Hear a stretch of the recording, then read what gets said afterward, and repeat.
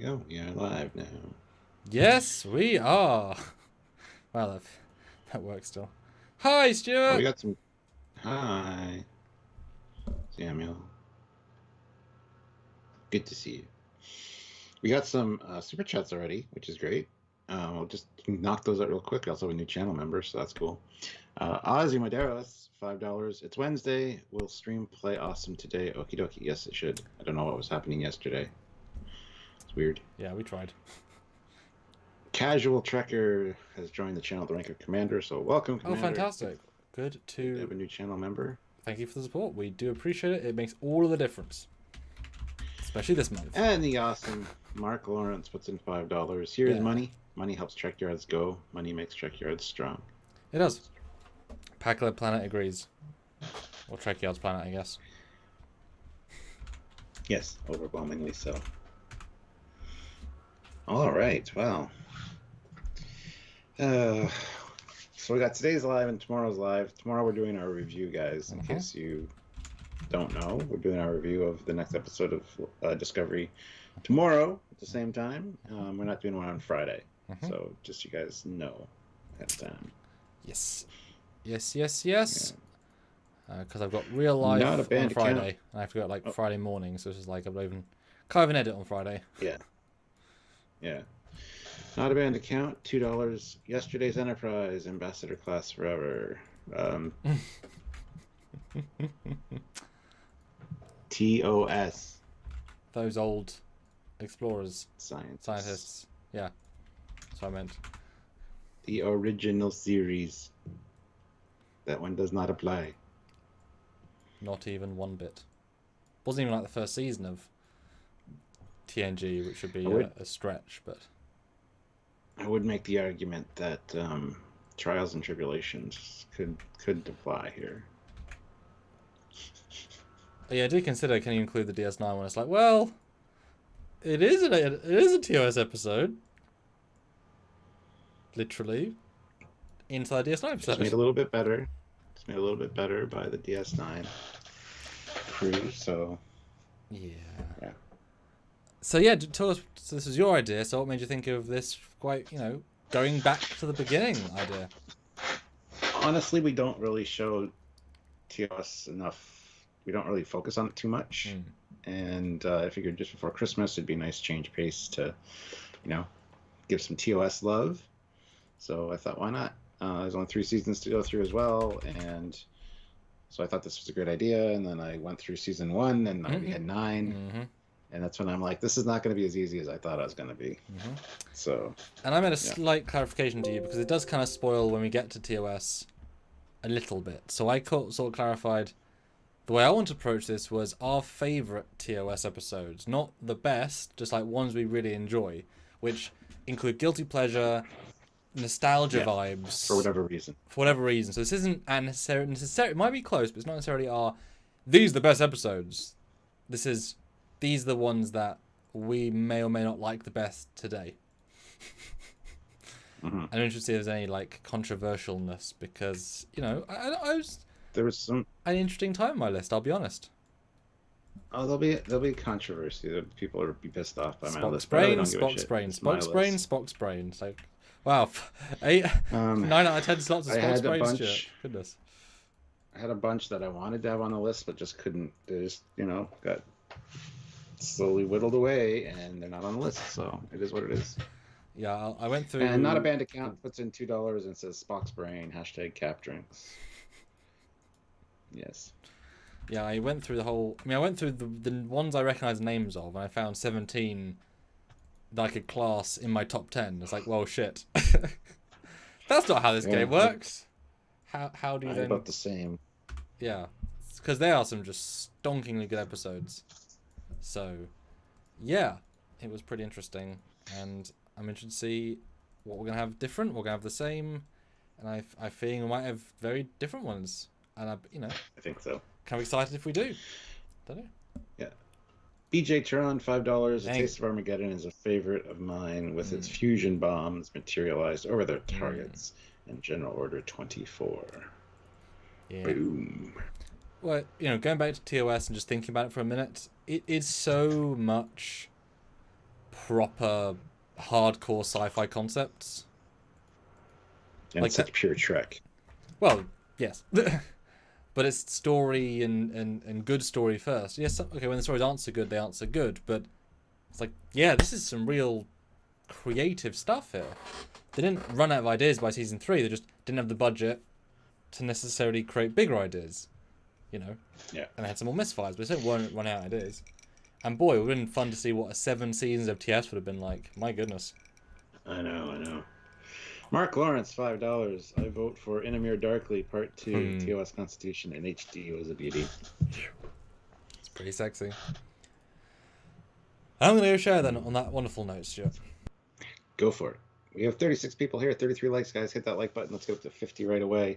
Don't forget you can super chat. It's a great way to support the channel and show your love for all things Trekyards, as is checking out the TeePublic store down below. There is a sale on right now, 30% off, so go check that out. Grab yourself some Trekyards merchandise for Christmas. Good idea, I think, so please go ahead. Also, don't forget that we do read every super chat, so you can have us say whatever you want. You can, whatever's on your mind, whatever episode, if you want us to talk about, do you disagree with us? You can put all that in a super chat. So it's a great way to interact, and we do read every one of them. So also don't forget that you can join the channel. First of all, make sure you're subscribed, obviously, but join the channel, and there's different ranks to join at, which is like a monthly membership kind of deal. So if you want to do that, you can do that. And also don't forget that we have the Patreon/Trekyards, or you can go over to Patreon and help us there on a monthly basis as well. So lots of ways to support the channel and show your love. And we love you guys. And as a result, like I said, we've got a sale on the TeePublic store right now. We've got the Eagle Moss discount code. If you click the affiliate link down below and go pick out yourself some Eagle Moss stuff, there's a lot of great stuff. You can save yourself some money on those. So by all means, use the discount codes and things we provide in the description, because we have a lot of things we can help you guys out with as well, because we do enjoy our community. You guys are awesome, and we want to, help you guys out in any way we can, because you guys help us out all the time just by watching. One of the free ways, of course, to help us out is just hit that like button.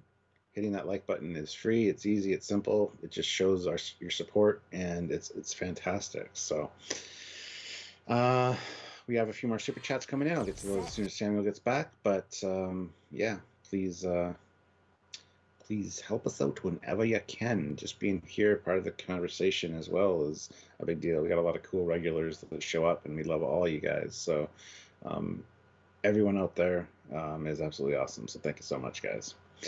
Bum,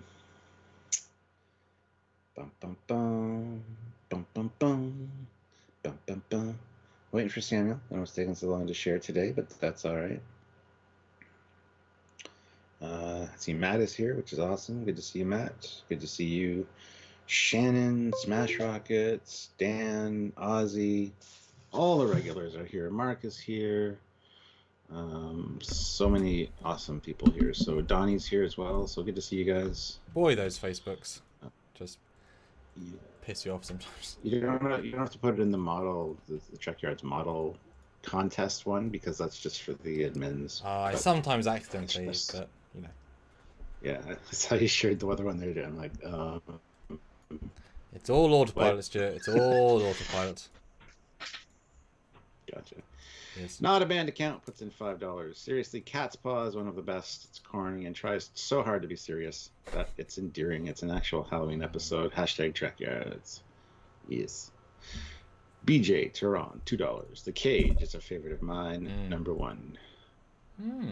Ozzy, $2. Doomsday Machine is my favorite. Not with my ship. Not with my ship. Yeah. Not a banned account, $2. The Cage. Jeffrey Hunter is dreamy in the show. Dreamy. I wouldn't necessarily say dreamy would be my phraseology, but hey, to each their own. And he certainly has a certain je ne sais quoi. Alright. So who wants to go first then, Stuart? You went first on the last one, so I guess it's my turn. Sounds like a good plan. Alright. That's why I made it. But you are the captain, so everything you say is right? Right. Anyway, moving along. My number 10 is Assignment Earth. I love anything time travel-y, with Trek, and this one was supposed to be a pilot for a spin-off show about Gary Seven. And it's more Gary Seven centric, obviously, like the Star Trek crew isn't in it very much. But I really find it to be a fun episode to watch and to see the potential of what could have been a new series in the 60s, late 60s. A lot of great shows in the late 60s. So to actually, get a taste of what could have been is awesome. So yeah, I think this one's a fun one, and again, the time travel aspect's cool as well. So pretty simple. It's about a moonshot before there was an actual moonshot as well, or rocket at least. So I mean, there's a lot of, and Roberta Lincoln and the guy that plays Gary Seven. They're all fantastic. So I wish it would have been a series. I would have liked to have seen it, but unfortunately, a no-go. So this one people might get a little bitchy about because it's more Gary Seven than it is Star Trek, but this is going on by our tastes and the things that popped out to us, and this is just one that I really enjoy, have a fun time watching, and so yeah, there we go, Gary Seven. Simon Earth. Yeah, this one is I mean, it's the end of season 2, isn't it? Yes. So it's a really weird one to kind of end on, but it also it feels like a wonderful left turn into silliness because we know it goes nowhere. But the idea of actually starting a pilot inside your own show, which is totally different as a show, it's almost like a Halloween episode of like, yeah, this thing's totally legit. Oh no, someone said make it. Oh no. Not to say it's a bad idea by any means. It's just a sci-fi show in the 23rd century, and let's pitch a new modern day alien detective show with Star Trek. It's like you really want that sponsorship money, don't you, Gene? Well, they tried something really cool, and it would have been like a universe building thing. Like these two things would have existed in the same universe had this had gone on to be a series. And I think that's kind of a cool concept. So, but then how would they have interacted? They wouldn't, because... Well, exactly. So a shared universe of non-shared universe. Like, it would have been more interesting if Gary had gone into the present, the TOS present, when he pulled Kirk back. Like, if he can travel into TOS time... Well, that's the thing. That's the thing. If this went on to be a series, there's a possibility that could have happened for a later season of Star Trek if Star Trek hadn't been canceled or whatever. So, I mean, there's a lot of potential there. But just you see a lot of things that, tie it... like shows or TV or movies that tie in together, that they're obviously in the same universe, although they never interact. It's just a cool thing to have happen, so yeah, just it would have been nice if it was a bit more Star Trek centric, because you can, I mean, it would be interesting to hear the full story of why it wasn't picked up, because the casting was good for all three of them. The cat did a good job. I mean, even when she turned into a woman. Yes. I mean, did people know it was a pilot, or was it more of a backdoor pilot to see if people's interest was there? It was a backdoor pilot, I think. I don't know how it was announced at the time, but it was just a studio involvement thing. It's like, we have this idea. This kind of would fit in with Star Trek. Star Trek's one of our best shows right now. Well, it was season 2, so. But, I mean, what a way to introduce it. So, yeah, I don't know the whole story behind how this became a pilot for this, but I just found it kind of interesting. So yeah, it's a need some research. It's a super different episode, but still has, again, just the chemistry of the main people they cast is really strong, actually, surprisingly good. So it's like they are, Kirk's almost a guest star on his own episode, but it kind of works. Yeah. Cool. Good stuff. Number 10. And it's a fun watch. So it is a very fun watch. My number 10. Let's see what I said. Is bloody the other version. What is the other version of this episode, Stuart? Tomorrow is yesterday. Yes, the other time travel one. That was an accidental time travel. This one was on purpose. Yes. No, because it's kind of the sequel. It's like, well, we did this once, let's do it again and make it easy. It's like, what? So this one mine was the sequel to yours. Yep. Yeah. So in a very similar vein, I enjoy this one a lot because it is. We all wish we could get beamed up to the Enterprise once in our life and get to kind of experience the tour. This is that, and it's really, really fun to see through the lens of this guy. and the idea of the sequence and the time travel, but not an aspect in it, and the fact that it introduces the time warp aspect. So just to quantify for everyone, just remind everyone, Enterprise accidentally slingshots around the sun, like you do, ends up in the past, and it's just modern day to when it was made, or give or take modern. And so they're able to film in real locations, and they're in the atmosphere, and they, a modern day at the time fighter plane comes up to meet them, but they're actually cloaked. I think they say it's just stealth tech, but it's whatever. And they try to beam it, but it can't take it, obviously, because it's just metal. There's nothing else to it. And so they save him, and then they have to put him back, and it's a whole thing. But it's an interesting kind of espionage story. The main guy is pretty good. It's fun to see Kirk getting, interrogated by modern day people. It's just a well played and pitched story. And then see Kirk beam down and with Sulu and just get these massive reels of, at the time, high advanced tech. Now just antiquated reels of big it just feels so it's such a little treasure trove of what they thought of as normal in the time, which now feels as old as it is. Both are period pieces, but at the time, it's like Star Trek 4 itself is a really nice period piece, even though it was a modern day piece. I just really enjoy the premise, and we all want to be beamed up, and this guy, lucky effer. Lieutenant Christopher. Christopher, not Pike. Yeah. So yeah, I've always liked this one. Special place. Yeah, me too. This is a great one. I might, Who knows? But yeah, they need to turn down their tractor factor. Walking onto an F-104 Starfighter. Just saying. And the irony of it being an F-104 Starfighter. That's the name of the jet. So that's kind of funny. But yeah, there's a lot of really great stuff here. Kind of the fish out of water, the funny upbeat music, and the interview is hilarious. And I'll lock you up for 200 years. Yeah, it sounds about right. Stuff like that. And again, they revisit that a little bit in Star Trek 4 as well, with the whole Chekhov getting interrogated. So it's a fun ride for sure. I mean, this is the groundwork on so many other things, like the bedrock. Without this, there wouldn't have been other things, Just saying. Yeah. Yeah. So cool. Good way to start off 2 time travels.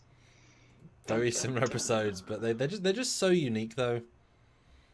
And obviously mine's a bit more core Star Trek focused, because it is almost all about the crew, but it doesn't detract from your one at all. It's just they're so similar and yet so different, and because they could only do your one after doing this one, I've learned lessons of let's do it in a different way.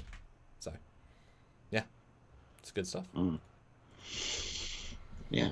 All right, so that's a good way to kick off. So let's get on to number 9 now. My number 9. You guys ready? Because I'm ready. Let's go. Number 9. The Tholian Web. Oh, look at that new CG. Right. This one is just fun. We get introduced to the Tholians. We learn about the web technology. We learn about the interspatial rift thing. And it also introduces the Defiant and a dead crew. And then the Defiant goes on to be in Enterprise. And it's so well, pardon the pun, woven as a story, and then tied into future installments of a Star Trek show. There's just a lot to love here, and it's very tense. Kirk's missing, and people think they're seeing him, and Spock's in command, and he's talking about the punctuality of the Tholians, and this could be a problem. And I don't understand how 2 ships make a web around the Enterprise quite so fast, but it is what it is.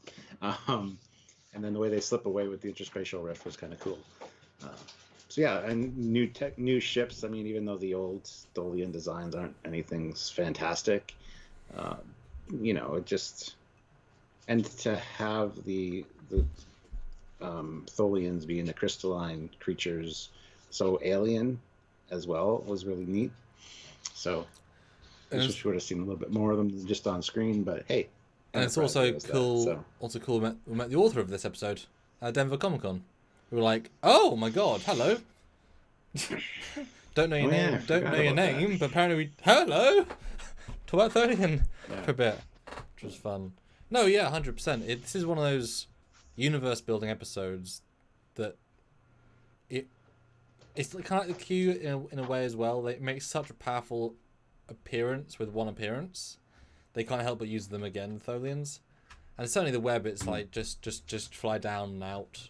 You know, you need a lot of shit. I mean, the Enterprise one feels more appropriate in, you know, a trap.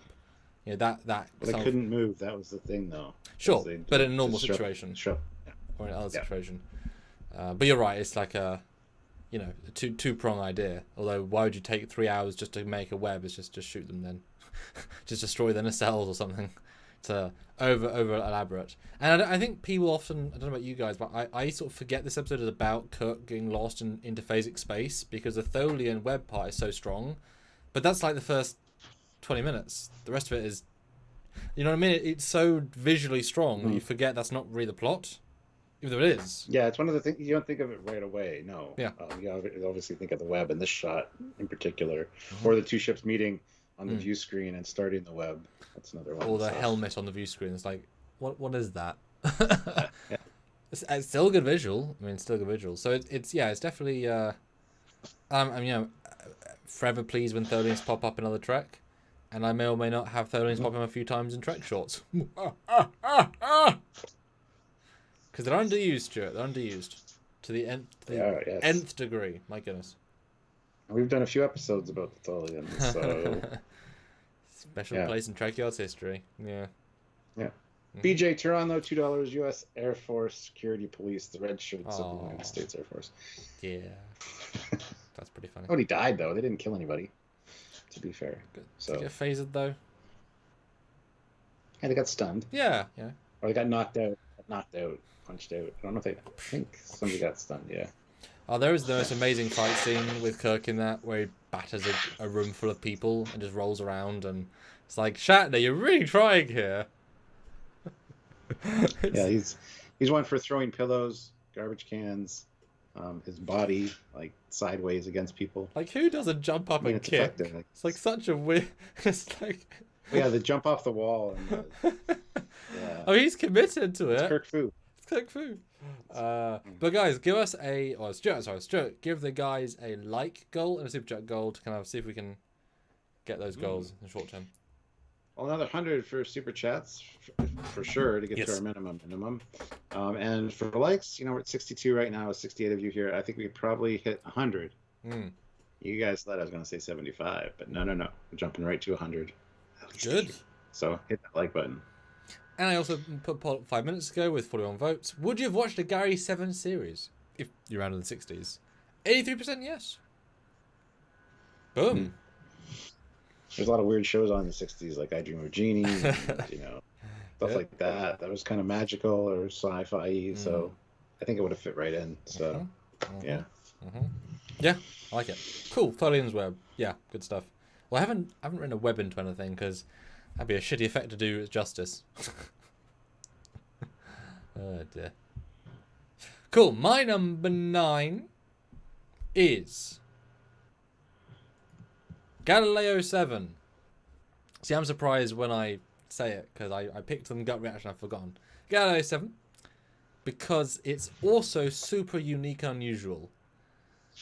I mean, it's amazing to see a full-size shuttle prop, properly see it, and then see inside the totally to scale inside. Yup. Totally.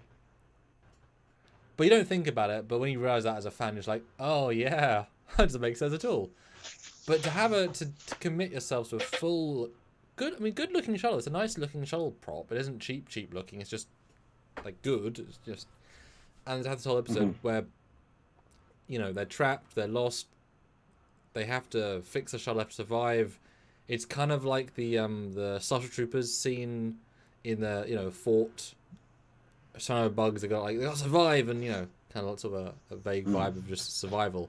But it's so interesting that Spock is in charge and people get pissed at him. It's an unusual one, but it's you know, he's not really a command figure. He works well as a team, and it kind of pushes him to the point of his ability. But you can't. Thank you.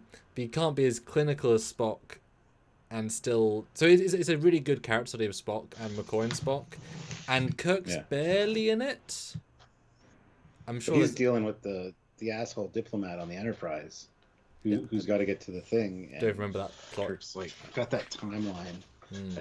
He's got 10 hours to search or whatever, and they're going to use every second of it. Yeah, I remember that. Yeah. That's not what you remember. You remember the secondaries, the two other ones getting a full episode, and like the side characters, they were all good. The phasers, charging the phasers, it's just Palmer. Yep.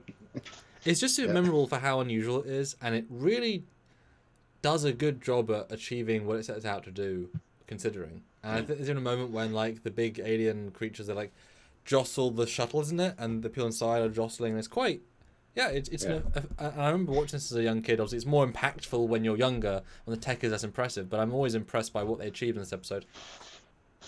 Yeah, no, it's a fun episode for sure. And again, the alien species, they're giants. They're like 12 feet tall or whatever it is. So, I mean, again, I love when they portray aliens, like the Excalbians and the Tholians and, things that are definitely not carbon-based bipedal life forms. So these were, but they were also giants. So, I mean, but yeah, it's a classic stranded, like Swiss Family Robinson kind of deal. We got to get off the planet. Or lost in space. But it's the TOS version, and they fully commit to the bit. Yeah. And they don't always do that, but I just really enjoy just the claustrophobia of it. Like, they really create a good vibe, and Spock is really good in this. In that someone isn't good, Mm-hmm. I mean, it's one I'm really looking forward to rewatching and seeing the nuances, honestly. But just this one always stood out to me as like this is one I like. Yeah, I definitely agree with you. It's a fantastic episode. A little bit contrived at the end, I guess, with the last ditch hope for expelling all of our fuel and just be seen. Yes. And then that little green streak that they see, and they're like, "Oh my God, turn around!" And then you're still going to be late for your thing because you're turning around to pick them up. But whatever, it is what it is. Yeah, they don't quite stick the landing. I don't know why everything has to be such fine line, like hitting that deactivate bomb on like one every time, but. Yeah, it loses impact after the second time because it's like, oh, is it always going to end on one? Yes. Oh, okay. We'll just chill out for 10 to 7. Squadra Course, love to hate Tholians. Even use them in my book. Yeah, I got to see that book. Squadra Course, by the way. James McGill, who's been a member for 14 months at the rank of Commander, so thank you. Amazing. Do you guys like the remastered version of TOS? Yes, I fucking love it. When I was a kid, I would say to my brothers, I love Star Trek, but the special effects, they need to update these because they're crap. Oh, that'll never happen. It'd be over $1 million an episode, and they 2 times, they wouldn't be able to do it. And then sure enough, we got it. So, yes, the effects in the original suck. Sorry. I cannot watch an original effects reel of that show anymore. Yeah. Yeah. For me, the effects, I'm a CG artist as well, so I see them as being, they were naff even when they came out, a lot of them, because they were made the same time as Star Trek Enterprise, and the effects are massively better in Star Trek Enterprise. They didn't even put their best foot forward. Like, because you can make them look as, like, they just, it was a new team, they just didn't do a very good job. Sometimes they did, but when Foundation could do a better job easier, it's like, well, they were doing middle quality, and this is the definitive TOS, and now they age even worse. I think the later ones are better because they just get better at it, but some of them is really, really bad. Some of them are very, very bad. Like Miri, the effects in Miri are really bad. But yeah, later on as they go through, they get better. They should have replaced a lot more screens, in my opinion. Like, there's things that they should do if they're remastering, like they should actually remaster. But yeah, I realized they had budgets and timetables and shit like that, so. Maybe eventually we'll get. It's one of the things that I would just love. Master. Yeah, I'd just love to redo them because I could do a better job on a lot of those shots. Not the particle stuff because I don't know how to do particles, but on a lot of the angles and stuff. Yeah. So nice, but they let themselves down a lot of the time. Cool.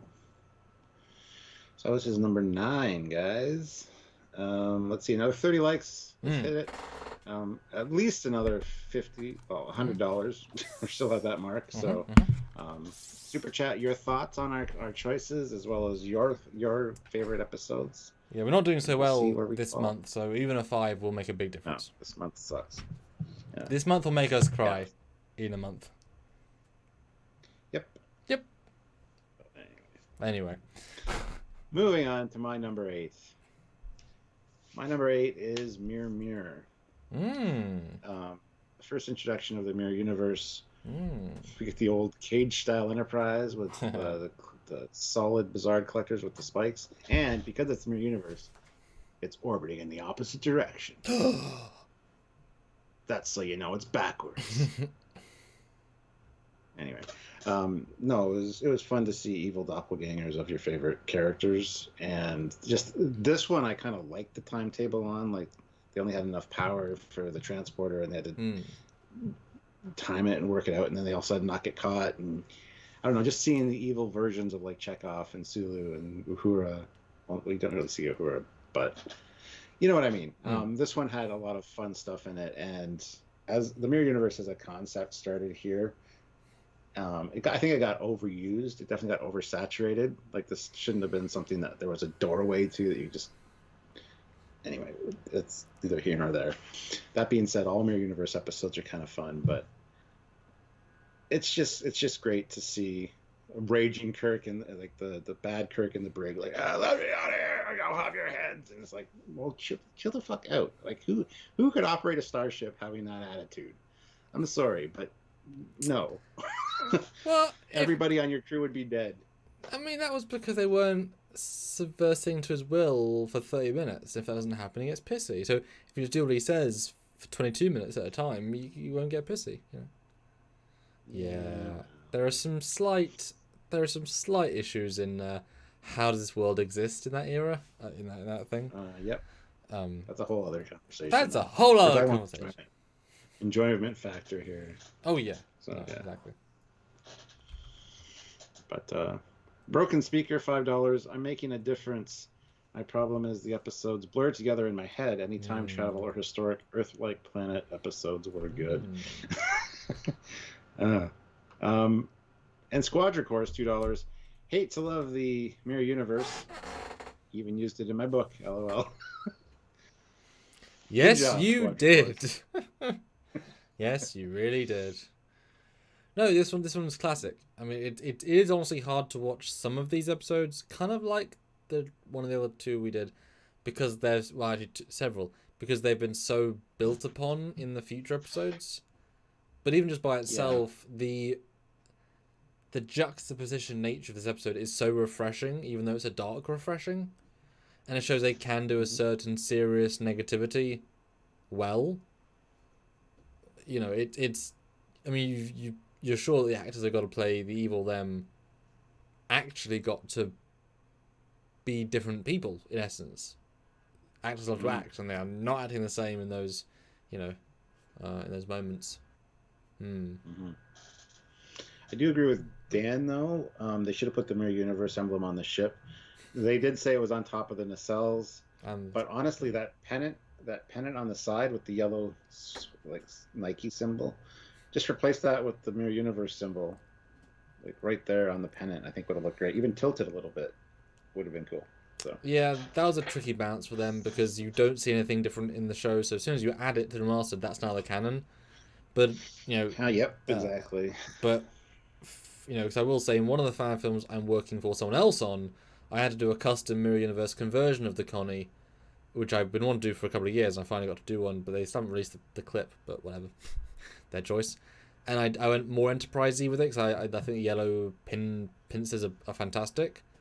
But yeah, I added the pennants onto all the stabby sword onto the nacelles and onto the front, and it certainly pops when you add the evil stuff. But you can't go over the top because it's it's like the NX-01 is the exact same shape from the bottom because you never see it from the bottom pretty much. So they just didn't do anything different. But the front, it's like, oh, this is evil. So see, now I want to just get a Mirror Universe model and like paint the Bizards yellow, paint the continents on the Bizards, and then have like, instead of a spike coming out the front, have a sword stuck to the front. Or a gun. Hashtag awesome. Have Klingon disruptors there. Then they are thrusting nipples of shaped power. Like a sword, so it looks like their emblem.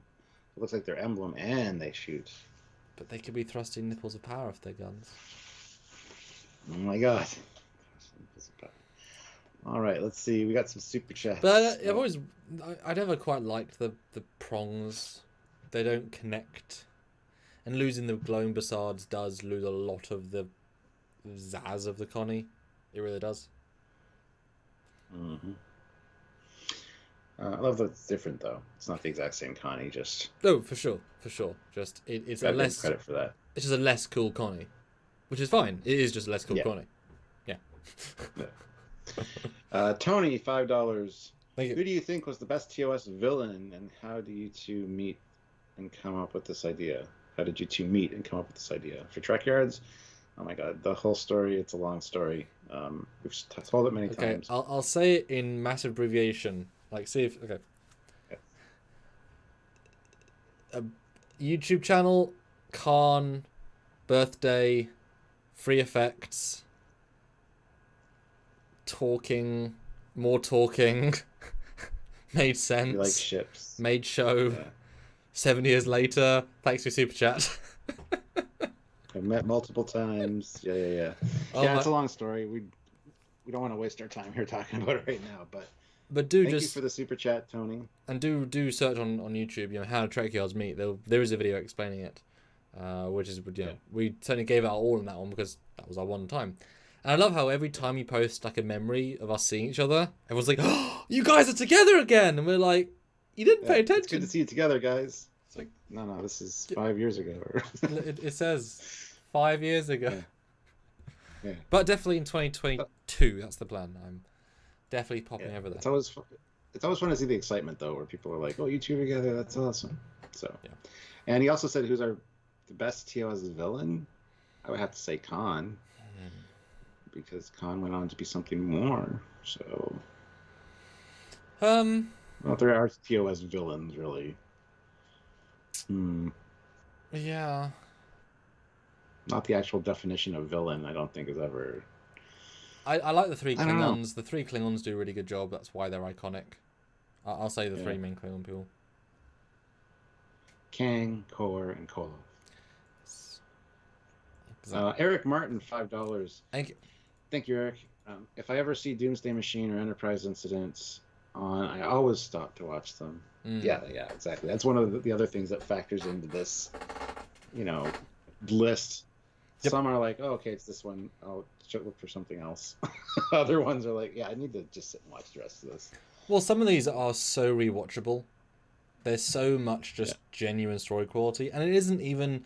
I mean, we can rose tinted glasses the sets and everything, although we've lived in them, so we have a different different feeling of them. We've physically been on those sets, etc.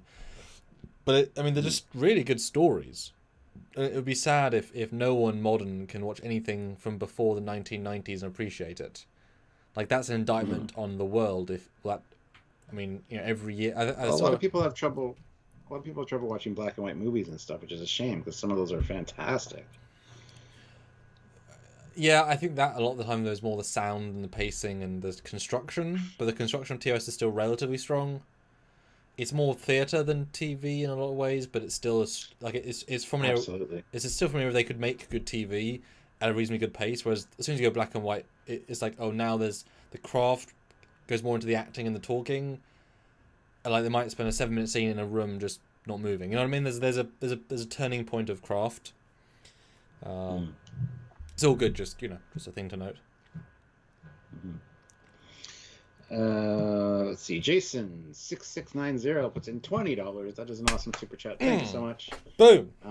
Boom. Just because, keep on trekking. Early Merry Christmas. Well, thank you. Merry Christmas to you and yours as well. Have a lovely, because we're getting close. Only 10 days, 9 days, 10 days. Yeah, had to math. It's pretty close, and we still got reminder. Still got some discoveries along the way. Discovery, don't stop. Don't stop discovering. Season 34. God damn. No, we can stop by then. James McGill, $2. Thank you. Keep on trekking. Thanks so much, James. All right. So now, Sebastian, aka Space Daddy, €2. Best TOS villain, Khan. He's very, very good in the episode. Very, very good. Yep. Yeah. Squadra Course, $2. Gotta run. Here's a preemptive last super chat. Well, I hope that's not the last super chat. I hope you lose, Squadra Course, because that would be awful. But thank you for the effort anyway. Appreciate it. Great to see you as always. Please tune into us this live when you get a chance. All right, my number All right. 8. Yes. Journey to Babel.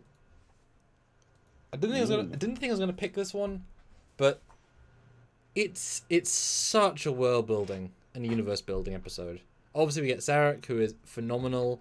We introduce Andorians and Tellarites. They put so much creative flair into this episode. This one was like, we're spending money. Money is being spent. And it has a good A plot, a good B plot. The box office good. Kirk gets to kind of be just around, but very integral. Gets to bond with Amanda a bit. There's politics. There's they put so much thought into the world and to the vibe, and all of these Trek shows could easily just be so statically our ship is going out, but it's really nice to have them actually go back from that 5-year mission depth back to Federation space and just be serving as a dignitary, and then get to meet all these now famous races and see where they began. So well defined, a lot of them. It's just a really good world building episode, and I've always just enjoyed these sorts of scenes because they're just good, So yeah, I like this one. This one was on my list as well. I don't remember if it actually made the list. I don't think it did, because I haven't looked at my list since this morning. So, but this one, it's got a lot, like the introduction to Spock's father, like you said, the political stuff, getting the Tellarites and the Andorians, plus the attempted assassination attempt. Who was the assassin? Find out it's a fake Andorian, and the fact that the ship's also getting attacked with the captain Captain Kurt's been stabbed. He shouldn't be on the bridge, and it's a tense episode for sure. And some of those you get a lot of procedural bridge stuff, especially when they're under attack. You hear a lot of orders and stuff being barked around, and it's really great actually. Like some of my least favorite episodes, for whatever reason, have some of the best stuff in them sometimes. Like Ilan of Troyes. Hate that episode. She's a spoiled little brat. But the Klingon battle in that is fantastic, especially when they remaster it. You get a lot of tactics and stuff. So Journey to Babel has a lot of really good nuance to it. And it's kind of that political thing with, like I said, the attempted assassination, who's the spy, who's attacking us. There's a lot of really great intrigue in that one. So yeah, it's got a surprising amount of depth, and this is one where if it had been a 7-season show, everyone here would have come back, yeah and I mean, look at that spread of things. Colored marshmallows. Yeah, no, it's good stuff. It's just fun. I've liked this one a lot, Oh, it's good, for sure. Area 51, $5. My Eaglemoss Steam Runner just arrived. I got a new ship. We need a goddamn shirt that says, "We got a new ship. We got a new ship." We need to sit down with somebody, Samuel, and just have a creative shirt design ideas. These are our 10 catchphrases. Brainstorming session. I know. Yeah. Because we're so busy on everything else. And it's like, if there wasn't Discovery, we'd have time, but we'd have no money. Which means we have to make more content to make money, which means we don't have time. Whereas if we earn more money for the same amount of time, it'd be easier. It's very tricky. Yeah. But I think it's something we need to do because it will bolster the sales and the t-shirts, and that'd be cool. And obviously, we want them That's to. just stuff that people have been asking for years. Yeah. Anyway, let's move on, because we're almost at that halfway mark. Moving into my number 7. My number 7 is Tomorrow is Yesterday. Samuel's first. This one's great for multiple reasons. Like I said, the time travel and the accidental time travel thing as well. They accidentally slingshotted around the sun and ended up here. Is great. Plus, yes, like you said, it's everybody that watches this show's desire to just be beamed aboard the ship and to see it. And you really get that experience with Captain Christopher. Even the whole, is he important? Not really. But, his son's important, and his son hasn't been born yet, so we need to get him back. That's all great. The interrogation stuff, there's some funny, lighthearted moments. And I really like some lighthearted Star Trek.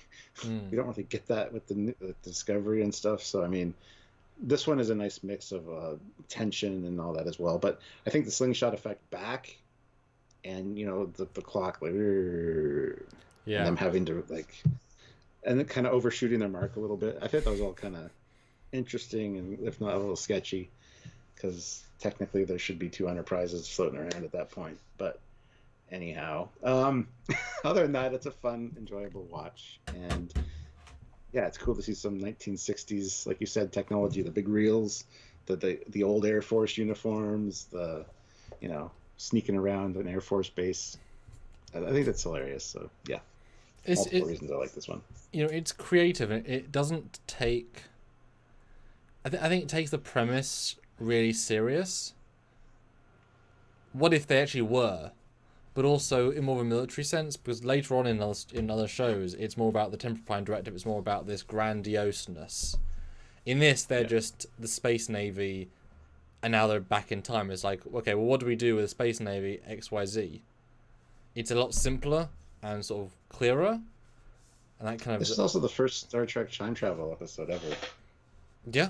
So there ain't that many of them into TOS, and this is definitely a bold one to go on. I wonder if the writers' room said, we're going to avoid time travel, and it's like, but I've got this idea. And it's like... I think it was we don't have the budget this week, and much like the Menagerie, instead of using the footage from the cage, we're like, we can't have sets. Let's do something just modern day. Paramount stock Lot. Footage. Paramount Lot, have you got any sets that we could use for $0? An Air Force base. Well, excellent.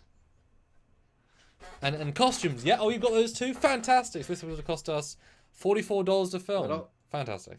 That also happened with Assignment Earth, I think, too, because they were just filming on the Paramount lot during some of the outside scenes. So yes, they were. Yeah. No, this one's good. I enjoyed the remastered on this one more as well. They put more effort into it because they kind of had to. But I like it. Yeah. Yeah. So that's number 6. My number 7. But you're number 7 now. My number 7 is, let's find out, Day of the Dove. Yes, Day of the Dove. This one I almost would have been higher, but it kind of kept going down the list as I saw other ones, as often the case. This one's one of those few ones that really stuck to me as a kid because it has so much to it. Full on Klingon. Well, a lot of Klingons. Sword fights, aliens. Klingon woman, too. Klingon, too, yeah. The crew being used, the alien crew being used, a lot of the ship scene, and I like the ship stuff. It's a really weird episode, but it's Die Hard before Die Hard in a sense. They were taking over the ship, and just the nuance of this guy's performance. He's so with minimal tone until he laughs. Drama and the Klingons that weren't a big. What could have been a small part of it, then it was the ones that cemented them to me as this is like a regular foe we see. And I've just the visual of all the ships, everything turned to swords is just a great visual. The women with this alien life form, which is a really, really fun idea, and I think they've got to have fun. They've got to have had fun doing it. I just really enjoy this one. Yeah, for many of the reasons you said too, like seeing all the Klingon crew essentially and his wife. Was interesting, and then the phasers turning to swords, and the other alien that's actually using them to feed off their terror. It's an interesting premise, and again, it's kind of building more on the Klingon stuff and getting a non-corporeal alien as well. It's another really alien. There's a lot going on with this episode. It's a fun one actually, and it's one that I don't often think of when I think of Star Trek episodes, and I don't know why, because it is so good. Even that opening scene where they're face to face on the planet with the Klingons, lined up. It's actually, Kang's pretty intimidating. He's got that deep baritone voice, and to hear him at the end just laugh out loud was amazing. So he's an underplayed menace. I mean, these guys aren't space Vikings yet. He's an intimidating, quieter soul that will kick your freaking ass. Yeah. And have a great time doing it. It would. No, I've always liked this one. Just the just the swords and the fun of it. I mean, there's a little bit too much for some sword fighting in the corridors, but by like a few seconds, you know. But and this would be a fun one to like kind of redo, and like if TNG ever did it, you know, same thing, but now swap with them Klingons and swords, and now, you know, just would have been a fun. Yeah, I just always liked this one. Yeah. 89 people here with 87 likes, guys. Hit that like button. I think we can get another 13 likes to get to 100. Keep the super chats flowing. They're doing really well, so keep it up, guys. Speaking of, Eric Martin throws in $5 and says, please leave Way to Eden and the Empath off your list. Cringeworthy. You'll find out. Stay tuned. Stay live with us. I just want to say I agree on both counts. But anyway. But my poll as well, I'll close out now. Would you watch a Gary 7 series if you were around in the 1960s? 81% yes, 19% no. Fantastic.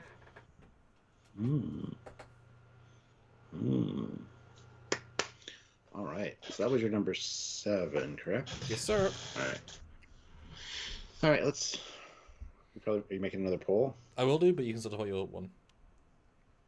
Well, we'll pull it up first. Yeah. My number 6 is the Squire of Gothos. Oh. Really love William Campbell in the role of Trelane. Plus, he also goes on to play Kolos? No. Kang? No, not Kang. Kor. I'm trouble. Anyway, yes, he also does a Klingon as well. But he is quite the actor. This is quite the extravagant little setup he has going on. And the fact that he's looking at Earth 200 years or 300, whatever, 400 years in the past, and not taking into account the time difference, because what he's seeing is, you know, traveling at the speed of light. So he's getting an ill-informed picture of what's going on. Is fun because it pays off in the end with his parents. He's basically just a kid, and he's just playing with, you know, he's just playing with his new toys. So I mean, it's fun. Again, I don't know. It's fun. It's a good episode. Plus, you see what's her name? I forget the lieutenant's name. The one wearing that dress. Looks really good. I didn't like the mirror though. The mirror as his power source, which is like a big computer that gets shot and it makes the boing, ping, boing, boing stupid sound effect, was a little much. But well, that's the thing. Was he a Q? Who knows? Maybe he's in the book's time and he's Q's nephew. But anyway, he's M, isn't he, or something? He's L.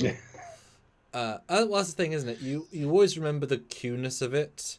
But yeah, it does break down to much less impressive. They do take it down to more just he was an advanced creature who used technology to be better. For sure. And this one I definitely want to rewatch again for sure, because there's a lot more nuances in the performance than I remember. You know, how does Kirk deal with this sort of creature? And then certainly the end is really fun, and the actor really gives it all he's got in. No, Mom, you know. Little spoiled brat. I don't wanna. It was his bedtime, so. But it's true. I mean, if you're a galactic life form, I mean, we are mere mortals. You know? 7 more likes, guys. Let's get it to 100 likes. Let's see what we got going on here. James McGill throws in $5. Thank you, in hindsight of all Star Trek shows to this day, what stories could and should be told in TOS era if it had its final season 4? That's a great question.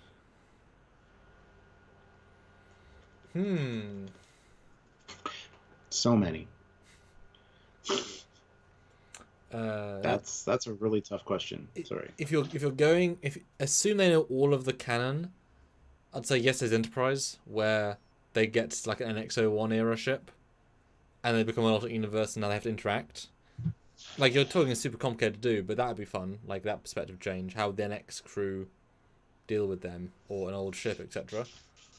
My answer is Code of Honor. It wouldn't have been as cringy back in the day. Would have been way more black, though. Just like black for black's sake. Probably something from Voyager as well. I can't even begin to answer the question because I would need. That would take some time. Actually, that's a good live topic. That's very Go good. through and select that, episodes per series of what could work in TOS. Yeah. I think one that would work would be the Solar Sailor episode. Have Kirk and he like takes one of his yeomen that he's got like a girlfriend with him, and like Solar Sails are testing an ancient alien thing, and like a really nice like character piece with him. I think it'd be quite cute. Or Scotty. I can see Scotty being into like different forms of propulsion and he takes pets. Chekhov. Yeah. Double act. Yeah. Okay. That's a really good question. Good question, James. Very good question. Eric Martin, $5. I never realized it before, but I seem to prefer episodes in space rather than primarily on planets. Yeah, me too. We are the ship guys. I do love my ships. I always have. So, yeah. And also, Stuart, I made a poll. So read the poll. You did. Do you prefer the in TOS? I do prefer the TOS. The Klingons, the Romulans, the Tholians, or the Gorn. The one pick only is a hard thing to pick. Yeah. Also iconic. Romulans got like no screen time except for one episode. The Gorn got less. Yeah, but that's the point. It's like what strikes you as ooh. Oh, I guess the Romulans got more. Never mind. More than one episode. I was just my brain's burp. Anyway, moving on. What is your number 6, sir? Let's find out. Is Trials and Tribulations, because this one is a fun one. I quite like the station design and the sets. Do you mean the Trouble with Tribbles? Trials and Tribulations, the prequel. Yes. Okay, just want to make sure you weren't actually doing the DS9 thing. Nope. Thank you. No, this one's fun because it is another political one. No man's land style thing. Tribbles are interesting. The fact they committed this many being made is kind of astounding because it's like that's money. You're just seeing raw money. But obviously it's memorable. It gives the side characters something to do. They get a scene or two as well. The fight's actually not bad considering, as cheesy as it is. The Hallways Garbage is great, and that actor coming back and playing other characters as well. Like they reuse people all the time in TOS. It's certainly a bit laughable given how different he is in this one. But it's a fun yet serious story because if you break it down, it's this special grain is going to feed like a whole colony. It all gets eaten because it's actually quite a sad story if you break it down. It's just also really funny. So it's more layered than you think. And the fact that this is much more time when the Klingons and Federation, they are at a Cold War. So unlike other times when they appear, it's like, oh, here are some aliens. Here it's like, oh no, now you really get a sense of they don't see eye to eye. They don't see each other, let alone, So it's a very, very specific one, and it doesn't stand on its own shoulders. It doesn't stand on its own 2 feet. It stands on the shoulders of past episodes, and since there wasn't watch on demand, this was what we know about the Klingons, we know about the Federation. It kind of uses pre-show history to expand upon. They didn't need to do that at the time. It was often harder. So I just, got a lot of fun stuff in it. And like I said, fun to have TOS comedies. Yeah, I mean, first time we got introduced to a space station. Oh, it was a deep space station, so a little bit different. It was like a K7 station. Seeing the 2 ships orbit around was cool. I've never seen enough D7s. Even the AMT model hanging outside the guy's window in the original cut as the Enterprise in the distance was interesting, even though the nacelles were saggy. It is what it is. Fun little musical cues, kind of lighthearted, but at the same time, a more serious note with Kirk dealing with the administration of the station. Well, not the station so much as the head guy. Kirk's annoyed with the politics, and I totally feel that because I'm the same way when it comes to that kind of thing. So love that. The Klingons, the least threatening Klingons ever, Koloth. That's who William Campbell played. Koloth is just such a fun Klingon, and it's a shame we didn't see more of him in TOS because honestly, he's not imposing, he's not threatening. I don't think. He was just kind of fun. Even the guy in the bar that's called the Enterprise a garbage scow is not really intimidating, but there's a lot of fun Well, little moments. he's mean. Fight scene. He's mean. You know, he's a dickhead. Yeah, but he's not. It's not what you'd picture as a Klingon when you see TNG Klingons. You know. Wow. But anyway. Although briefly, and then briefly, Mark says, "Has anyone pre-ordered these spheres from Eaglemoss?" Yes. I pre-ordered the spheres from Eaglemoss. Everyone do the same, and I can go. Yes. Sorry. Yes.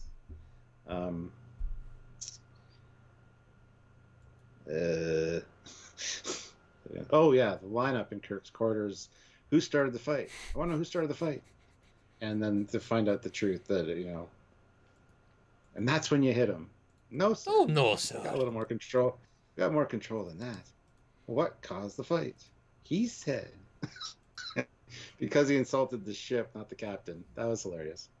Yeah, some fun moments in this one for sure. And plus, then it got turned into Trials and Tribulations, so it was so well done. This is one of those few more ensemble pieces that all the people, for the most part, got something. Although I don't think Sulu's were in this one. Everyone else got something, but I can't think of Sulu's moment. Is he in the bar with them? No, that's Chekhov and Scotty and Random. No. Guy. Yeah. Yeah. This might actually be in the time between when they had Chekhov but no Sulu, in fairness. I think this was when Sulu was off doing something else. It's command training.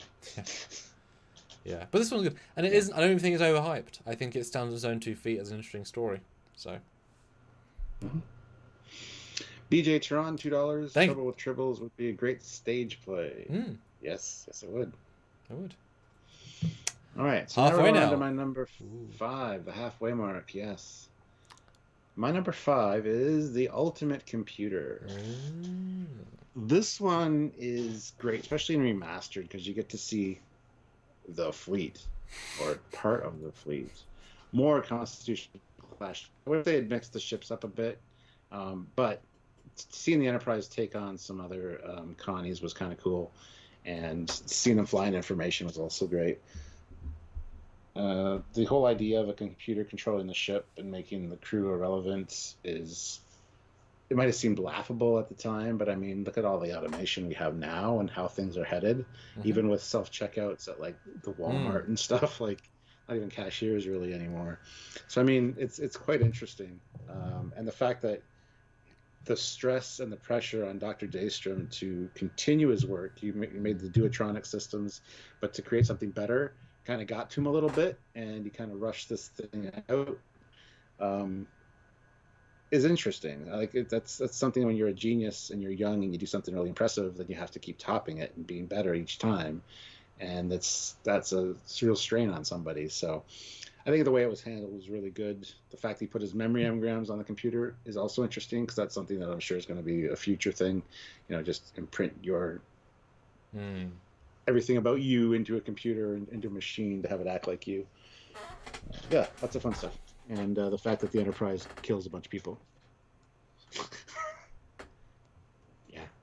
See Captain Wesley, or whatever his name was, with the high-backed captain's chair. I also see some variants in the bridges, because you get that high-backed captain's chair, right? So I always forget about that, yeah.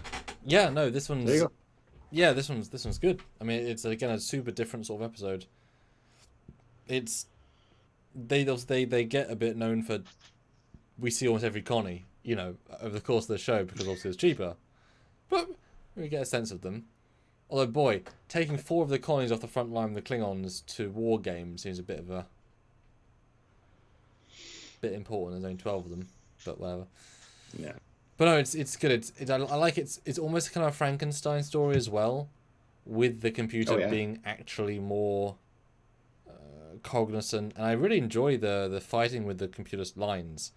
And let's be honest, and I've thought this a few times, but him being a black actor at the time, in a role that could be anybody, is them hiring for the quality of the actor.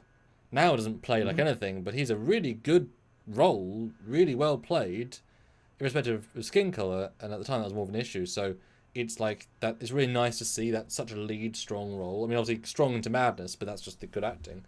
So I like it for that as well. He's just given such a good meaty role, and he does very. It gives me the guy from Terminator 2, sort of that, you know, similar vibe, Black Genius vibe, Well, actor man. also the guy that invented transporters in Enterprise.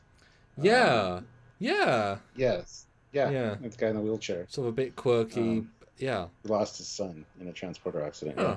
Oh, yeah. All three perfect in the roles. I mean, just very memorable actor.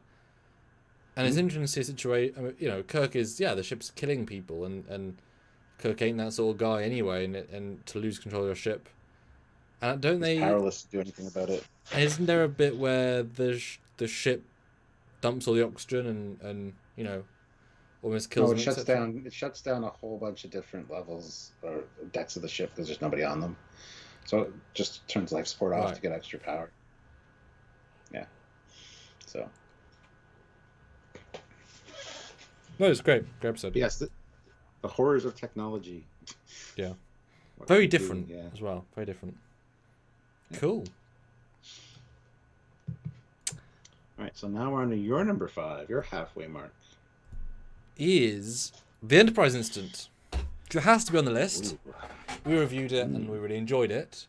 This one is superbly well written until about the 3/4 mark, and then just edit out. Not they're bad, but they aren't as good as the rest of it. Just take out the Spock and Commander sequences, half of them, be a stronger episode. But the premise is fantastic. The commitment to the bit is fantastic. The fact that we get to see interior Romulan ship sets is fun. The fact that we point out at the time that no one has ears except the main lady. That's why they have helmets. They clone all their officers because it's the same guards all the time. Yep. There's little cheats that you only notice when you notice, which I really appreciated. The cloaking device being stolen is a great story. Surprise doesn't come in later. It only comes back in Star Trek Legacy, the video game, 35 years later. I was like, that's the sequel. It's like, okay. I don't know why it didn't come back. It's such an obvious story. But to have Starfleet do such a ballsy, war-starting plan... I mean, are you kidding? Ballsy as all hell. Yeah, just a really good episode. But like I said, the bits where it falls down, it does fall down hard. But that's more in contrast with the other bits. So... most of the ones don't have much wrong with them. There's just less good. But there's some real moments of, you can do without this. So, 5 is fair. Still brilliant. But, it doesn't quite get higher. Yeah, this is, as you know, one of my favorites for sure. Mm-hmm. Just seeing the Enterprise surrounded again. Even though the original was just D7s because they had lost the Romulan bird of prey model. All was damaged, destroyed. Anyway, so yeah, I mean the remaster is really good, where you see some D7s, but also the actual Warbird. And yeah, the moments with the Spock and the Commander, they could definitely be whittled down or changed. I think they need to be changed because they make it seem like because she's a woman, she's fallen head over heels for Spock, and she loses focus, and it's not something that you'd see in TNG necessarily from a female Romulan commander. And it's fine in concept because he could be that impressive, but just play it better and more smart and have more plans. It's not innately a bad idea. It's just the way it was handled is a less good idea, etc., etc. Yeah. But no, like the whole structure of the episode, is crazy going across enemy lines. Should we stop them? Nobody else knows what's going on. Yeah, such a strong. Actually, did the whole time. Such a strong start. Yeah. Eric Martin, $5. Eric, I wish with the new effects they would have fixed using photon torpedoes and calling them phasers. That bugs me, but a good episode. Yeah. All right. Oh, we got Matt Boardman with $5.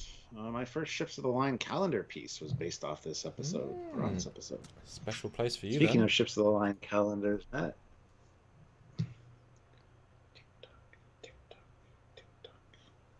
That's for Matt. Okay then. Your number 4, Stuart. Moving on to my number 4 is Space Seed. Ooh.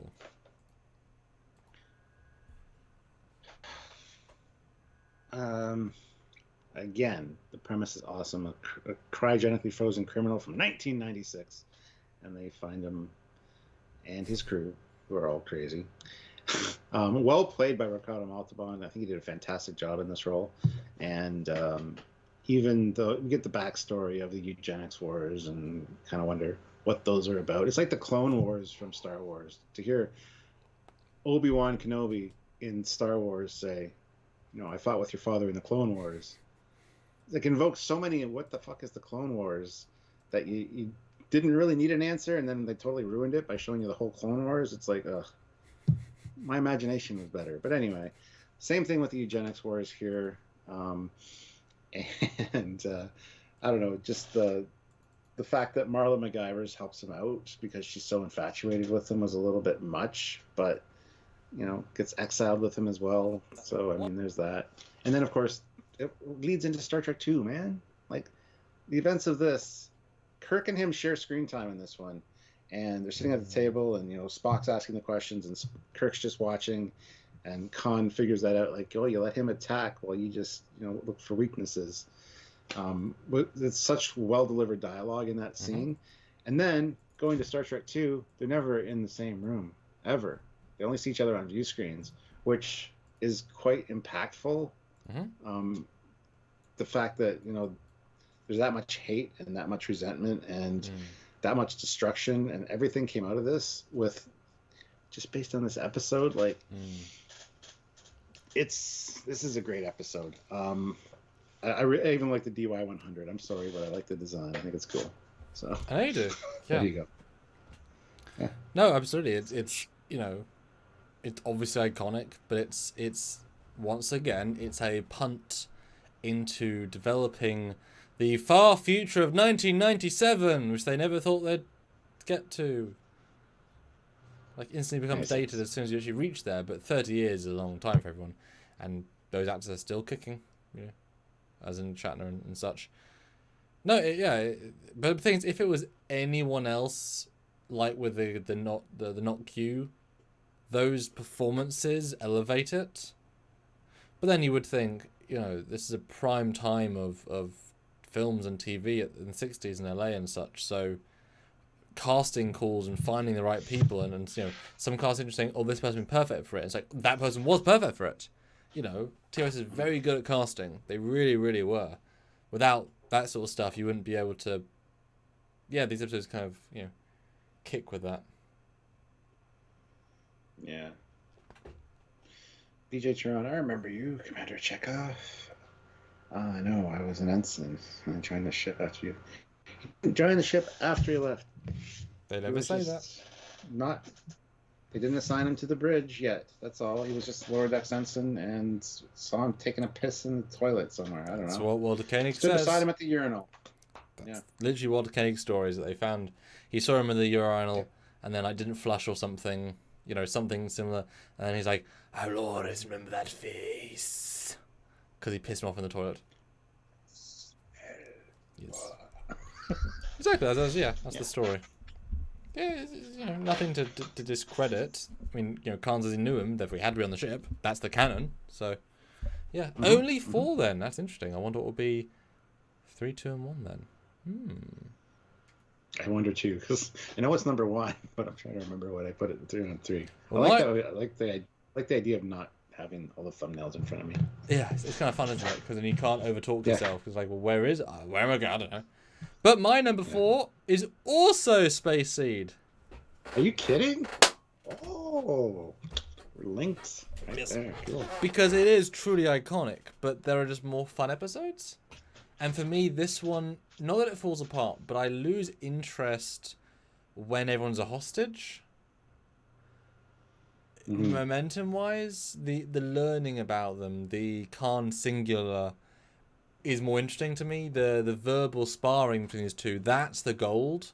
When he becomes the commander of the whole thing, for me, it's still good, but it's less good. That's why it's 3. It has the memorable scenes and the less memorable scenes.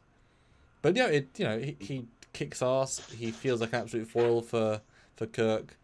To leave him on a planet is probably a mean thing to do. Let's be honest. I mean, there are other options he could have done, but that was a choice. That was a choice. Goodness, Kirk. And then Kirk at the end with the clearly neither of them playing themselves stunt people, hitting him with a and then there's a deleted scene in the episode where where did he get the pipe from? It's underneath the transporter console that he just slides out, and it's like, okay, sure, that's a smart thing. And yeah, certainly the lady subplot isn't the best, but Marla MacGyver's. But I sort of like the idea that she's so not infatuated, obsessed with the past that meeting one of the literal living tyrants, okay, but there's a reason tyrants become as big as they are, because they have a charisma, a personality, and she's a historian, she's living in that world, and so to suddenly be face to face with someone who is the absolute epitome of everything she loves, despite the bad, because I'm sure she would want a more three-dimensional approach to looking at what did he do good for the 1996 of the world. How many people did he feed? Was he a good tyrant sometimes? So yeah, it's 60s flawed, but there is some slight logic to it if they'd put more development into it. Yeah. Mm-hmm. Let's see.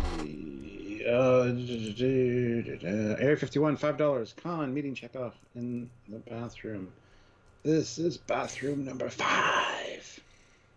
Bathroom number 4 got closed because of a really bad stink. That's good. General Grievous, $2. Marooned for all eternity, buried alive in urinals. Oh, goodness. Rich McConville, $5. Thanks, Rich. What Are Little Girls Made Of is an historic event in the history of Star Trek because it's the first 2 red shirt deaths, Matthews and Rayburn. Ooh. Good to know. It's not on my list. That is historic, though. I mean, there are so many legacy, that's the first, that's the moment. Yeah. Yeah, no, for sure. All right, so down to our top 3. How easy were your top 3 then to work out? Were the top 3 distinct? I don't remember because I can't remember what. Okay, we'll do that round then. It wasn't easy. Number 1 was easy for me. Okay. As it usually is. But number 2 and 3, I think. Okay. I honestly couldn't tell you right now what they are. Well, I don't want to look. Let's surprise ourselves then. Your number 3 is. My silver is... No, your bronze. The Doomsday Machine. Oh, my bronze, yes. My bronze. It's a Doomsday Machine. A massive planet-killing device that's already crippled and, well, the captain or the Commodore killed the crew, but crippled another Constitution-class ship. And, the fact that Kirk's stuck on this beat-up old ship and the Commodore's in command of his ship, and he doesn't want his ship to get destroyed. Not with my ship, you don't. It's such a great story, and it's fun to see this thing strife the Doomsday Machine, and just the size comparisons as well, and then to see the Constellation go into the mouth of this thing, and the sacrifice of Commodore Decker, but not anymore. A little bit of overacting there, but that's okay. And the conflict that Spock has. Spock and McCoy are at odds because McCoy wants Spock to take over. Spock can't legally take over. There's a lot of good character development stuff in this one as well.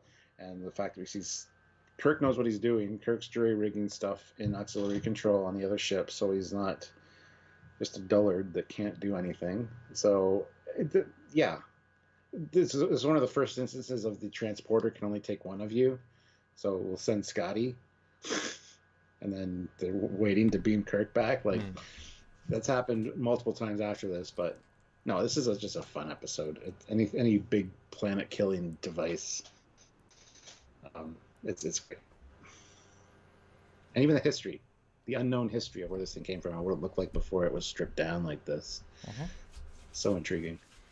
Yeah, it's you know, it's Jaws, it's a white whale, it resonates with so many things, and the visuals are so striking, combined with the acting of the guest captains or Commodore is so striking. So it's a, you know, he's giving it total, you know, total crazy, but it's or at least at a certain point.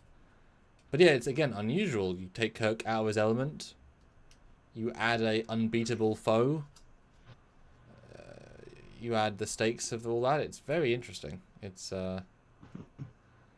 I mean, again, there's a reason why it's iconic, and I will say I've now worked with the Doomsday Machine for quite a few things in my Trek shorts, and it's been really fun to you know, have it go pew pew, to scale it and then do shots that's like, oh, that is a scale, and you know, backtracking, how do I destroy a Doomsday Machine? Okay, that's the thing I gotta do in this short, huh? Yeah, well, it's fun too because these things show up in Bridge Crew, and you can't get anywhere near the front of them because they'll like annihilate you. So you got to like get readings off of it or collect particles from its trail, its wake. There's some really cool stuff in Bridge Crew like that. So I mean, yeah, dealing with them and hearing it, because as soon as you get beside it, you hear that sound effect. So it's so powerful. They're great. They're really impressive. Yeah, they're really impressive. I will say I did prefer the original design to the remastered design. I don't like the hull texture as much. I like the internal thing quite a lot, but I like the classicalness of the old one. And you'll see in Trek Shorts we have a high detail classic version. I just think it's a nicer design. Because they changed it a lot aesthetically. I don't want to say design-wise, just doesn't feel the same. No, for sure. General Grievous, $5. Marooning Khan on the planet was a kindness at the time. It was livable, and it's likely that they had brought him back. He may have been executed. Well, no, he didn't go to Talos 4. There was only one death sentence on him. He wouldn't have been executed. He would have been in prison forever. Well, maybe he's a special case. You don't often have war criminals from 200 years ago. Maybe they're a special exception. Maybe. General Grievous, $5. The loyalty of Kirk's crew to put common sense above protocol with Spock removing Decker on Kirk's personal authority shows the friendship that they had. Yep. Yes. Plus, Spock knew that Decker was fucking crazy, so. Well, he already lost one crew. I mean, he you know, his actions, inadvertently, he didn't think them through enough, and he lost an entire crew of people. You know, some of the best 12 crews in the, you know, Starfleet. Yeah, so good. Eric Martin, $5. Great line. You're the lunatic that's responsible for almost destroying my ship. Yeah. Cool. My number 3 then is City on the Edge of Forever. This did make my list because fantastic opening, fantastic story, obviously, but also it's a great character piece for Kirk, and that alone deepens his character a lot. Seeing that real richness of that, seeing the fish out of water stuff, seeing Spock deal with tech, seeing them live in the past and interact with regular people is fun, is interesting. It obviously takes a real, harsh turn at the end, obviously, but it also shows the galactic responsibility of these people to, well, A, time is the way it was and we shouldn't change it, we haven't got a right to, but also this, if we don't unchange it, then everything we ever knew is not going to happen. So it's a morality tale, it's a personal tale, it's a science tale. I always think the McCoy stuff is sort of unnecessary. I think you sort of didn't need it. It detracts, I think. It works okay, but it's the weaker stuff. There isn't much of it, obviously, but it's his acting's a bit weird and, never quite like those things as much. But the rest of it is pretty gold standard. So yeah, my bronze. As a character piece, yeah, for sure. Kirk definitely grew a lot from this.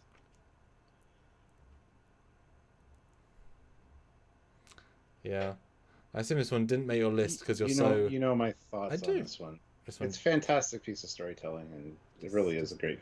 just doesn't tickle your Trek funny bone. No, it's a great episode of TV for sure, man. But Trek, I don't know. Yeah, that's all I'll say about that. But had to have it on my list because I didn't think it'd be on yours. So at least we get some recognition. But a bronze medal is pretty good though still. Yes. So as we get to the silvers, then we definitely want you guys to guess our golds. What is your number 2 then? Before we get to that, Eric Martin, $2. Okay. Love the merch rice picker line, or the mechanical. Jesus Christ. Love the mechanical rice picker line. Yes. All right. So we're going into my silver. My number 2 slot is a piece of the action. Yeah. This was just a fun fish out of water, upbeat, just romp, and I thought it was great. Using the Paramount backlot, obviously, and of course, gangsters and westerns were big back then, so it's one of those, let's just mix it up with what we got going on. But even the premise of the Horizon crashing and leaving this book about mobsters, that's what this planet took as like a Bible to create their society around, was an interesting concept. But I don't think they would have quite got where they were with that, Anyway, it's just fun. It's a fun ride, and seeing Spock trying to speak like a gangster, and Kirk really gets into it. He really kind of tears up the lines there, and he really gets into the role of being a gangster. And Spock tries, but I mean, it is what it is. Just funny seeing that. We also see the phasers of the ship take out like a whole block of people. So that's one thing we don't really see very often.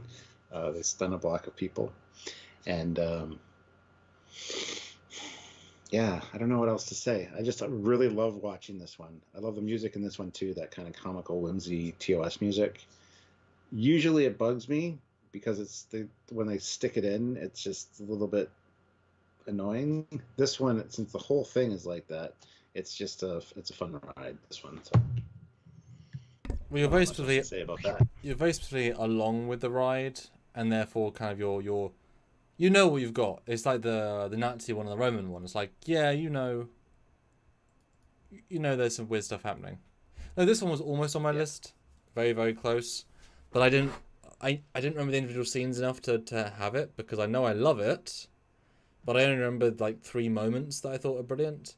But from what I remember though, it's great because it's they really commit to the bit. Obviously, you can see Shatner and Nimoy having a lot of fun. They're getting to play characters within characters, and it's dripping with the enthusiasm they clearly had on set. Unlike Spectre of the Gun, which isn't quite as vivid, with enjoyment. Don't know if they quite got what they were doing. Here they definitely do. And yeah, the phaser stuff's fun at the end, and making a deal with the Federation's really it's clever. It's silly and yet clever at the same time, which is a fun mix when you can get it right. Yeah, I like it. My number 2 then, and then we want you guys to guess our number 1, is the Doomsday Machine, because come on, has to be right there. No, it's the ultimate Jaws / Ahab episode. The pacing's great, the drama's great. The amount of times they can redress an Enterprise set as another Connie set and be like, yes, he's totally marooned on the exact same set we saw 3 episodes ago. But you buy it. It's impressive. The story of his loss is genuinely horrible. The menace of the thing, it's almost an unbeatable thing. It's good, and the music really obviously grabs you. Such hard-hitting music. Yeah, the music's awesome in that one. Yeah. And it's just it's a simple concept with a lot of layers, and they somehow manage to get almost all of it right, which doesn't always happen. But I do think TOS had some scrutiny when it comes to getting the stories to the final hurdle, and so there's a certain refinement actually. It's good stuff. Well, that's interesting. That's your number 2. I I know what your number one is now as a result of this. Okay. So, but it's your turn to let us know what you think our number ones are, guys. We also have 110 likes. Let's get up to 120 if possible. 10 more likes. We need at least another $20. Yes. But honestly, another, I want to say 70, but that's the minimum. So, but another $20 at least, a couple fives here and there. Let us know what you think our number one will be. Yes, let us know your number one and guess our number ones. Yeah, like I said, a few fives would be we've guessed there. Although BJ says Doomsday wouldn't have made my top 10 for me, and Teenager Forever would be number one probably. Really? Doomsday not in the top 10. Wow. I feel like I got to do a poll now of would Doomsday be in top 10. But just to finish off the other poll I did do you prefer the Klingons, Romulans, Tholians in TOS? Klingons at 44%, Romulans at 35%, and Gorns and Tholians are joined at 11%. About what I expected. I'll be honest. But guys, what do you think our number ones are? There's still iconic ones we've missed out. I'd be interested to know what Stuart thought my one was. Is Doomsday in your top 10 TOS episode? I'll wait till you reveal it, and then I'll tell you whether I was right. Yes. And I won't lie to you, obviously. Yes. No, let us know what you think our number one are. And as Stuart said, you're Oh, sorry. Balance of Terror, Spock's Brain. Oh, okay, yeah, because those are on par with each other. You know, two extremes, you know. Oh, dear. The Quatlu one would be on my list, says Lisa Jericho. Well, that's the Gamesters of Triskelion. Okay. Cool. Good to know. Yeah, come on, guys. A couple more fives would be awesome. Let's hit that like button. Get at least 7 more likes, if possible, would be awesome as well. And yes, as Stuart said, join us in tomorrow for our live full review of the next Discovery, which we hope is going to be an epic one. As we talked to Sean yesterday, 5 is kind of 5 or 6 where they kind of got going last time, so hopefully that'll be similar this season. Obviously, edited review will be on Friday like normal, and then hopefully there'll be Saturday and Sunday content for us to do. Otherwise, other arrangements have to be made. It is Christmas time, so the next week or two might be interesting. Yes. So a few on 5s would help. Yeah. Jay, yes.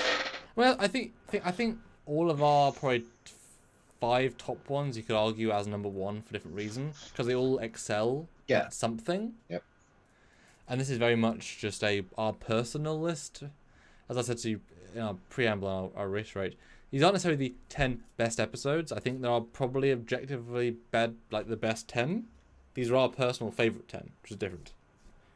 You know, we're missing out ones that could easily be in the top 10, but you know, have not said yet. I think you have to rewatch them all as well, you know, to know them. Yeah. At least Spock's Brain isn't as bad as Turnabout Intruder. I would agree with that. A lot of people say Spock's Brain is the worst episode of TOS. It's not. And Lisa Joker asks, any Spider-Man reviews next week? Well, we're back to mask mandate in cinemas, so I refuse to watch a film like that with the mask on the whole time. So no, until that's. You have to wear it the whole time? Well, yeah, because it's we're Omega surging right now because it's just hit our shores. So. Oh, that sucks. I mean, if you're eating and drinking, but you have to wear it into the theater, but as long as you're eating and drinking, you don't have to wear it. Which is just I leave it off the whole fucking movie because I'm eating popcorn the whole time. So. Sure, but you know, if it's a mandate now, then. See, I refuse that. I just want to enjoy a film, not have a mask on. I'm going Friday at 10 o'clock, 10 in the evening, with Thomas, so. Yeah, I'd hope to see it on Sunday originally, as when we booked to, but things are looking worse, so no. That sucks. I'm sure it'll be spoiled for me, but, you know. Yeah, it's going to be hard to avoid spoilers for that. That said, Endgame, we managed to hold that off for 2 or 3 weeks, so yeah. Eric Martin, $5. Balance of Terror is up there for me. How Styles ever made Captain is a mystery to me. That's funny. That's funny. All right, Stuart. Then. What do you mean Styles from Star Trek 3? Yes, he means Styles from Star Trek 3. It's not the same character. You don't know. I do know. Yes, you do. He has no Kane in TOS. Yeah. All right, Stuart. Your number 1 is the Enterprise incident. Oh my god! Not Balance of Terror then. No, because that's your number 1. Mine, yeah. This one because I love the way it starts with Kirk crossing the line to everybody thinking he's crazy, and basically starting a war. Find out it's on orders to acquire the top secret cloaking device for Starfleet. Mm-hmm. I think Spock was out of the picture for the first little bit, but was very quickly clued in by Kirk. Because I don't think Spock knew at the beginning of the episode. But yeah, the way it all unfolds and how they kind of turn the tables on the Romulans at the end, and actually seeing the Enterprise cloak in the Remastered is really well done. I really like it. And like I said, all the ship stuff, because you see multiple shots of the Enterprise surrounded by these Romulan ships. And to see Kirk disguised as a Romulan, even the ending with a little bit of humor, like, the ears, they look better on me than you, sir. There's some funny little moments in there. I love the way TOS kind of does that a lot at the end of the episodes, but this one was really funny.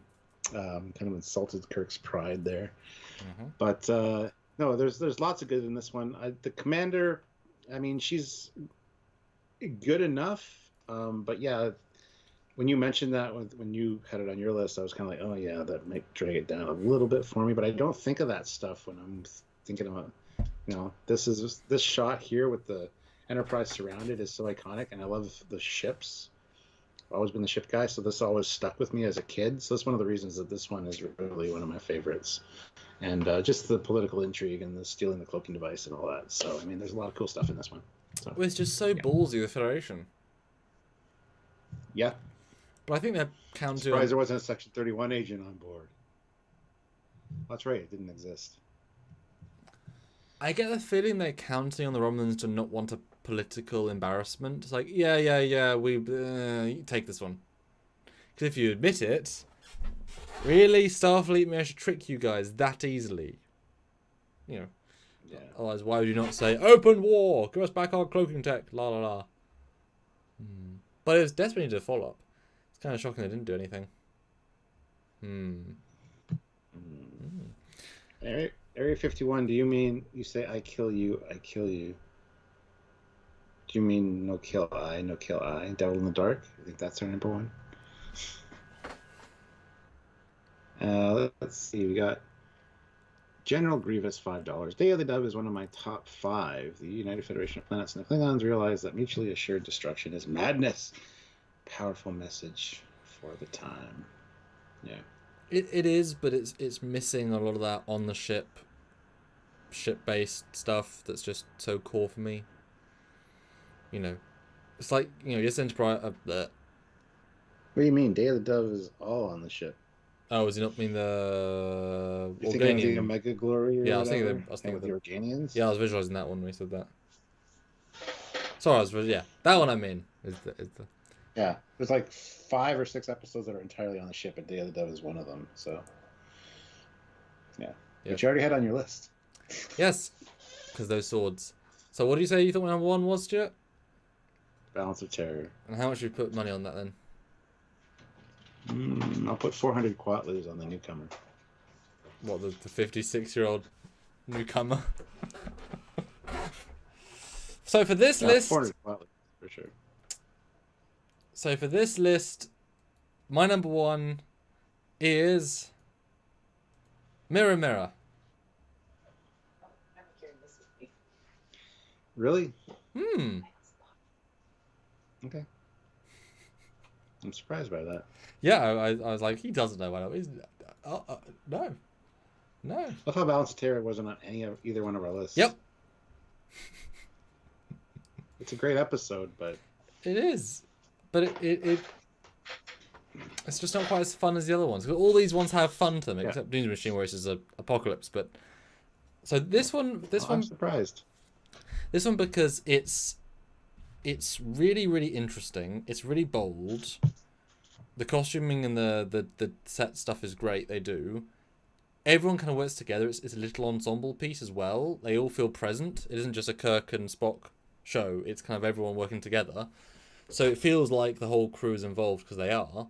You know, three of the regulars get to be good. 3 of the regulars get to be evil. Spock's beard is beyond iconic. His goatee and the fact that he's actually, you know, within this sea of darkness, his logic, you know, there's still some balance there. The politics stuff within it is really interesting. The commitment to the Nazi-like but not quite vibe because it's so colourful, but also the salutes.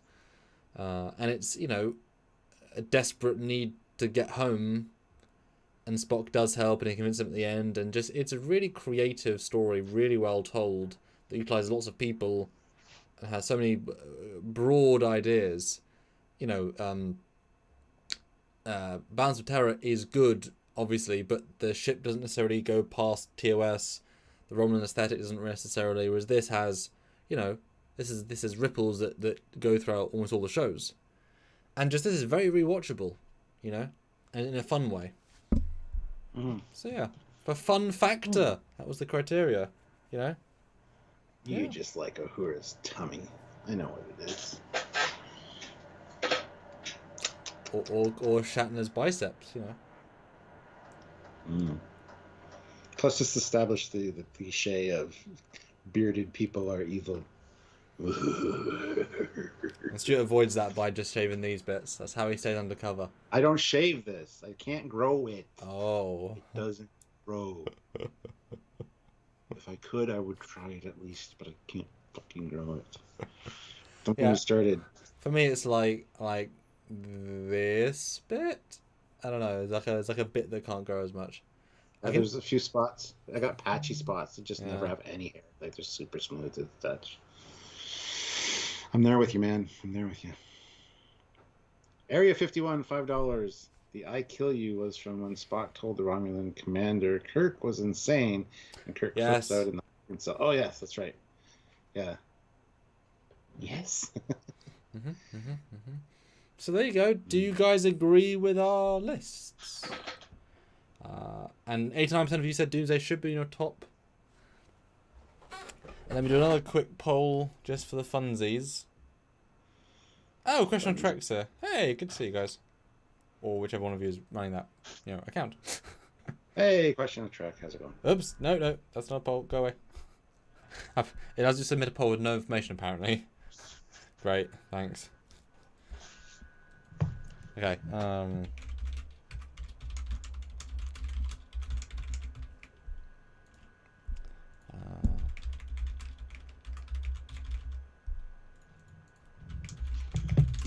All right, guys, hit that like button. We got 122, but let's get up to 125. Can we do 3 more? And honestly, 7. I'll say 7. Just a nice gentle 7. What, you want $7 more? $7 more, yeah. There you go. Cool. Yeah. I was gonna say at least 10, but you know, 2 5s. Good class super chat slots. That's there. what I mean. That's what Area I mean. 51 currently has that. Ozzy got the first strike super chat today. And was it Sergeant Montgomery that tried to get the last super chat slot like early on? No, it's Squadron Course. Squadron Course. I did just put a just for the lols, because then this is personal. This isn't best of. This is which one do you prefer? I said Mirror Mirror, Enterprise Instant. I think Enterprise Instant is a better episode, but it's not. I don't like it more. Yeah. So just see what the people there say. Yeah. Well, it's gonna be Mirror Mirror because Mirror Mirror went on to create like so many comics, novels, episodes. That's up to the audience. Yeah, well, let's decide. Yeah. Well, $7, guys, and we will see you then tomorrow. Hope it's a good one. Hope it's a good Discovery episode. Here's hoping. Hope there's a new ship, or not just a 800-year-old new old ship. Yeah. Yes. So as of right now, Area 51 is the last super chat slot. We need 1 more like to get to 130. I think that's doable. iMud is in my top 10. Oh, no. I mean, there's very few episodes of TOS where there's not some good stuff in them. I certainly enjoy the episode quite a lot. Yeah. You know.